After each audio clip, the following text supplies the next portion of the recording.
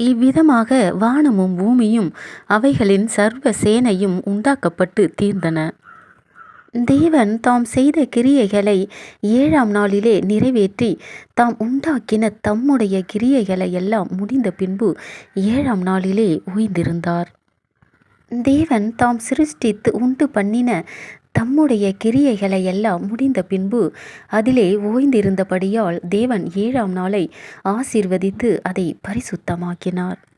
தேவனாகிய கர்த்தர் பூமியையும் வானத்தையும் உண்டாக்கின நாளிலே வானமும் பூமியும் சிருஷ்டிக்கப்பட்ட வரலாறு இவைகளே.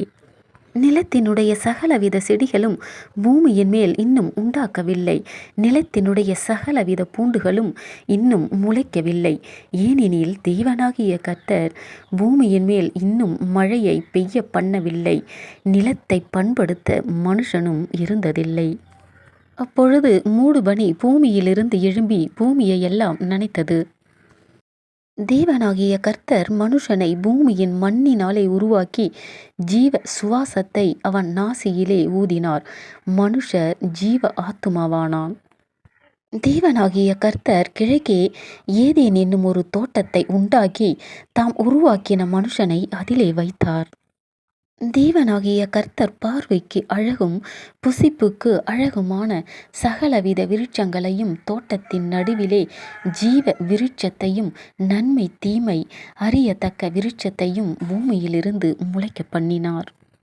தோட்டத்துக்கு தண்ணீர் பாயும்படி ஏதேனிலிருந்து ஒரு நதி ஓடி அங்கே இருந்து பிரிந்து 4 பெரிய ஆறுகளாயிற்று. முதலாம் ஆற்றுக்கு பைசோன் என்று பேர். அது ஆவிலா தேசம் முழுவதையும் சுற்றி ஓடும். அவ்விடத்திலே பொன் விளையும். அந்த தேசத்தின் பொன் நல்லது. அவ்விடத்திலே பிதோலாகும் கோமேதக கல்லும் உண்டு. 2ஆம் ஆற்றுக்கு கீகோன் என்று பேர்.